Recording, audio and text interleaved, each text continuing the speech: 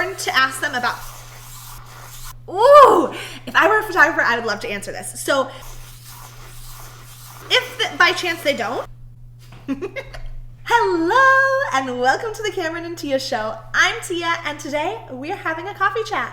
I'm gonna make some coffee while we chat. This one is for the brides. A lot of our content is for photographers and this is helpful still for photographers, but mainly for brides. So let me grab my supplies. I started, but I just use a glass like this. This is from Soda, S-O-T-A. We live in Minnesota, and I think it's technically called Soda Clothing. They make a lot of cute like sweatshirts and hats and Minnesota stuff, but it's a good size for my iced coffee. I'm gonna get a little ice.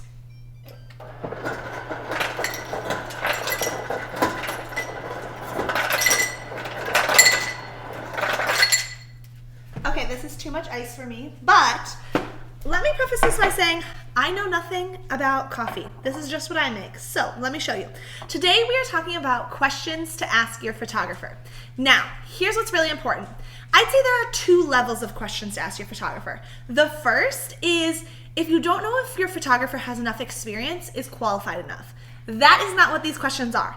These are for the next tier of photographers. You're evaluating 3 to 4 and you're like, I'm not sure which one's best for us, what's a great fit for us, what's a great personality for us, and these are the key questions for this. Now, you go to a consult with them, you're interviewing them, right? So you want to come prepared with some questions, and a lot of questions that you'll search on Google and it'll come up on the Knot, those are for those beginner photographers, like how do you back up your photos, what kind of gear do you use? Not really relevant for this scenario. You don't want to ask a seasoned pro those kind of questions. Also, my puppy's probably gonna make an appearance in a little bit. She's just chilling behind me. So, let me grab some coffee. Okay, so I like sweet stuff. So this is just the Starbucks Cafe Mocha. I really like it because it's very sweet. It says chocolatey smooth. That is right up my alley. And then these Chobani creamers are to die for. They have so many fun flavors, and this one's peppermint mocha. I'm not over the holidays. I'm still into it. So question number 1. What do you bring to the table that we couldn't get from any other photographer? Now, a lot of photographers will have done a lot of work on their brand. They know this kind of thing. They know exactly what's the difference between this $5,000 photographer and them. And so it's important to allow them the opportunity to be able to chat through that with you, and they're gonna learn a lot about what they value. In turn, if that's a good value fit for you. It's really important to identify like what's a good value fit for you. So I just pour the coffee in like this, and then I put a lot, I've found, of creamer in like this.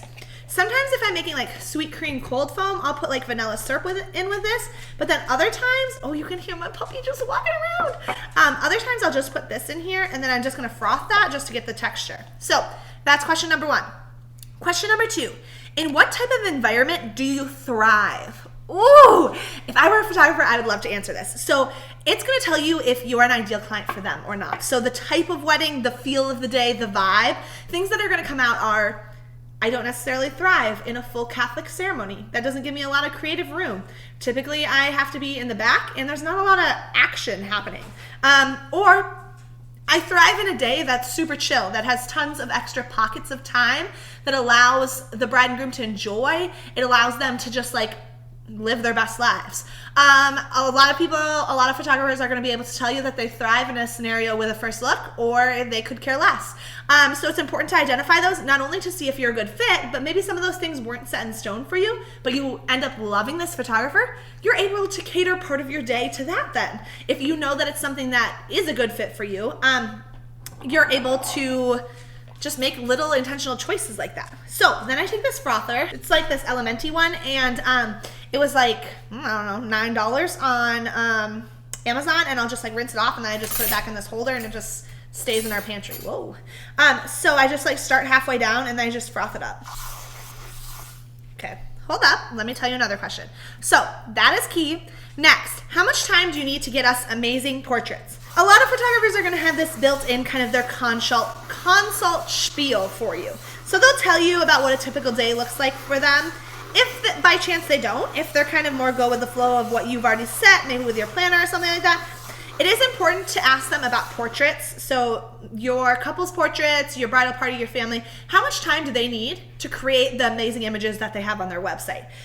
You might just go with your planner's recommendation, which is great. Planners have amazing recommendations, but their recommendation might be different than this person. This person might actually need an hour to do bridal party, whereas typically a lot of people need 45 minutes.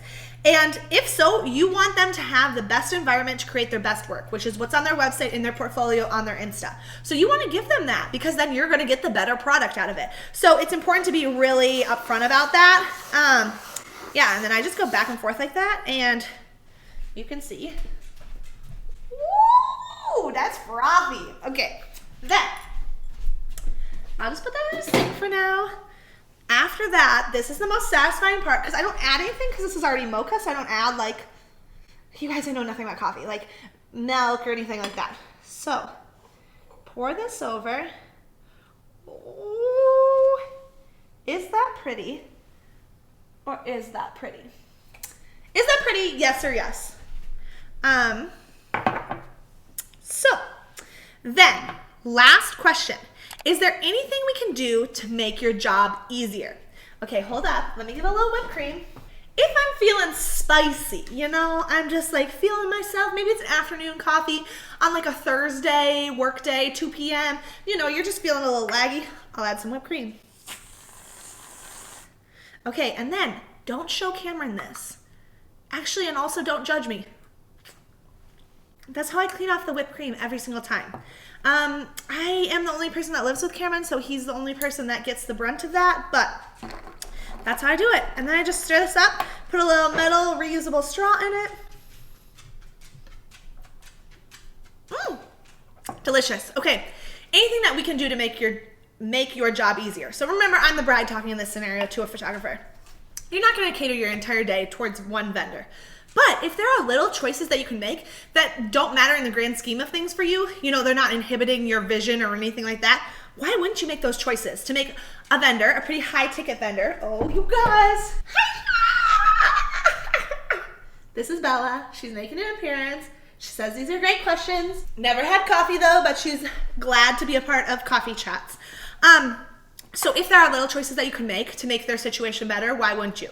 This is kind of a classic interview question, I think, because it's the reverse of like when you're a potential employer or a potential employee asking your employer, how could I succeed in this role? Or in 3 months when we have our review, how could I be successful? That kind of thing. I feel like this is the reverse of that question. You being the potential bride or groom, you asking the photographer this. But so just little things like they might tell you, let me be. Give me creative freedom. And that's what will create these amazing portraits in my portfolio. So I just think that's really, really important. That if you want to set yourself up for success that way, why not?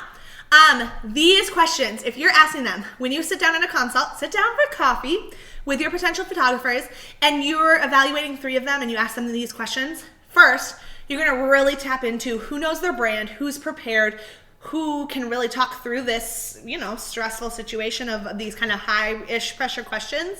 But then most importantly, you're going to figure out who is the best fit for you.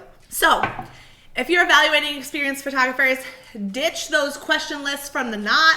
Do not Google what to ask them, unless you're landing here, because it's just going to be basic things. Do you have backups? What kind of gear do you shoot with? And that doesn't really illustrate anything to you. If you're worried, again, about an inexperienced photographer, that will show some value to you here or there, not what gear they use, because how would you know anything about it? But if you're evaluating experienced photographers, you're really narrowing down on who is the best fit for me. These are the questions.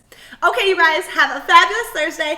If you like this video, if you want to see more things like this, subscribe, like it, drop me a comment. I love to answer all of our comments. I will be in there chatting with you. And until next time, bye.